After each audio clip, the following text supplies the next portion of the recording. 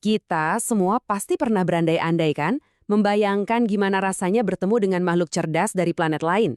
Film-film fiksi ilmiah sering banget ngasih kita gambaran yang keren tentang persahabatan antar galaksi. Tapi gimana kalau semua itu bukan lagi cuma di film? Oke, ngayalnya udahan dulu sebentar. Mari kita pikirkan kenyataannya.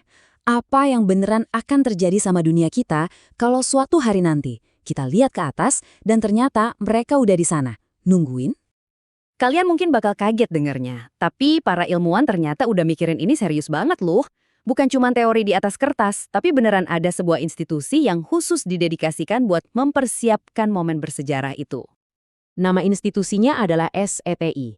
Kepanjangannya, The Search for Extraterrestrial Intelligence. Tugas mereka kedengarannya simpel, mencari tanda-tanda kehidupan cerdas di alam semesta. Tapi jangan salah, ini bukan klub penggemar fiksi ilmiah ya. Ini adalah sains yang sangat-sangat serius. Nah, terus gimana kalau mereka beneran nemu sesuatu? Apa mereka bakal langsung gegabah bales, "Halo, apa kabar?" Tentu aja enggak. Ternyata, SETI punya aturan main yang jelas, sebuah protokol yang dirancang khusus untuk momen paling penting dalam sejarah manusia. Dan ini dia protokolnya. Rencananya itu metodis banget. Langkah pertama, verifikasi. Mereka harus yakin 100% kalau sinyal itu beneran dari makhluk cerdas, bukan cuma, suara aneh dari luar angkasa. Langkah kedua, bagikan. Penemuan ini bukan punya satu negara aja, tapi punya seluruh umat manusia. Jadi datanya harus dibuka untuk semua ilmuwan. Dan yang ketiga, ini yang paling krusial, konsultasi. Sebelum ada yang nekat kirim pesan balasan, seluruh dunia lewat PBB harus duduk bareng dan diskusi dulu. Kebayang gak sih tegangnya rapat itu? Kedengarannya bagus dan rapi banget kan? Ada rencananya, ada aturannya. Tapi, disinilah masalah besarnya. Walaupun protokol ini ada, ternyata belum ada satupun pemerintahan di dunia yang secara resmi menyetujuinya. Jadi kalau alien beneran menelpon kita besok, ya secara teknis kita sebenarnya nggak siap-siap amat. Oke, itu tadi kalau kontaknya cuma lewat sinyal radio. Gimana kalau mereka beneran datang ke sini? Parkir pesawatnya di halaman rumah kita. Nah, itu membuka babak baru yang penuh bahaya, terutama soal kontaminasi. Kita kan seringnya bayangin alien datang bawa virus luar angkasa yang aneh dan mematikan. Tapi, pernah nggak kita coba balik logikanya? Gimana kalau justru kitalah yang jadi wabah penyakit buat mereka?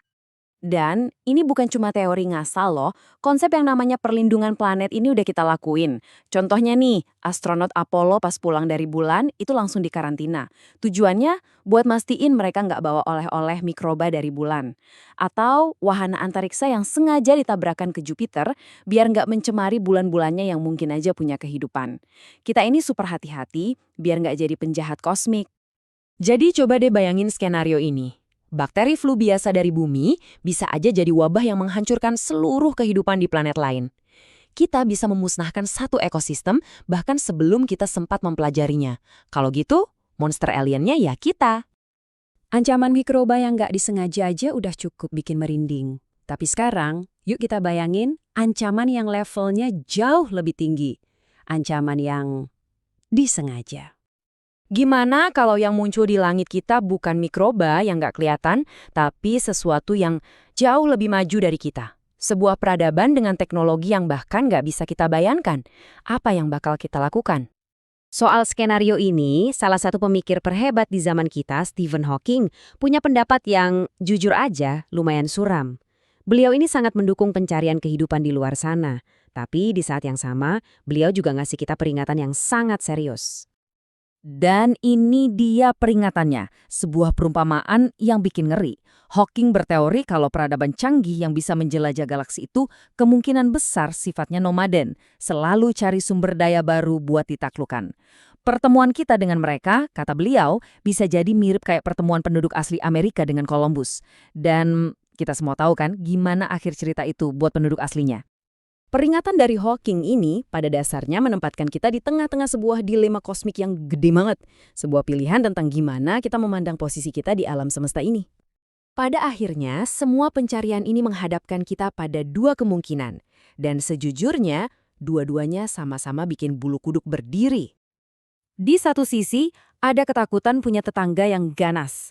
Ketakutan kalau kita ketemu peradaban lain yang melihat kita cuma sebagai sumber daya yang bisa diambil paksa. Tapi, Di sisi lain, ada ketakutan akan kesendirian kosmik. Ketakutan bahwa di tengah alam semesta yang luasnya tak terhingga ini, ternyata nggak ada siapa-siapa lagi, cuma kita, benar-benar sendirian. Jadi inilah pertanyaan terakhir buat kita renungkan bareng-barang. Mana yang lebih bikin ngeri? Mengetahui kalau kita tidak sendirian, atau justru mengetahui kalau kita benar-benar sendirian? Rasa penasaran kita bisa membawa ke penemuan terbesar dalam sejarah atau malah ke kehancuran total. Dan satu-satunya cara untuk tahu adalah dengan terus mencari.